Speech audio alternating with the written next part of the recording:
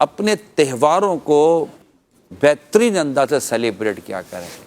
اگر وہ جیسا تہوار، پورا رمضان ایک ہمارا تہوار ہے، طاق راتیں ہمارے تہوار ہیں. ابھی آپ آگے جائیں گے تو بقرعید ہمارا ایک تہوار ہے، 12 ربیع الاول ہمارا ایک زبردست تہوار آتا ہے 12ویں شریف کا. اس طرح ہمارے جیسے کہ 15ویں شعبان آتی ہے، 27 رجب المرجب ہے. اس طرح اور سال کے 10 محرم جو ہمارا عاشورہ کا دن آتا ہے. اگر یہ آپ سال بھر کی تاریخیں نکالیں گے نا تو یہ ہمارے جو مذہبی تہوار ہے نا اس کو اسی کی طرح جس طرح کا وہ تہوار ہے اس کو اس کے مطابق بھرپور انداز سے سیلیبریٹ کریں.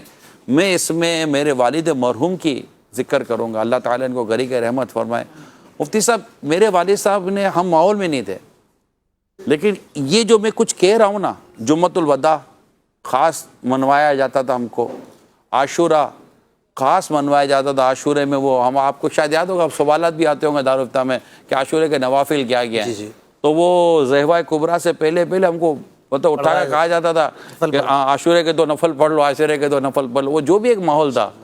اسی طرح جیسے کہ عید ہے تو ہماری ایک ہی پھوپھی ہیں، تو والد صاحب اپنی بہن سے ملنے کا ایک وہ رکھتے تھے، تو ہماری وہ تربیت ہوتی تھی. نوجوانوں کو ترغیب دینے کی کوشش کی ہے کہ اپنے والد صاحب کا کم از کم ان خاص ایونٹ پہ ہاتھ چومنے کی عادت پیدا کریں.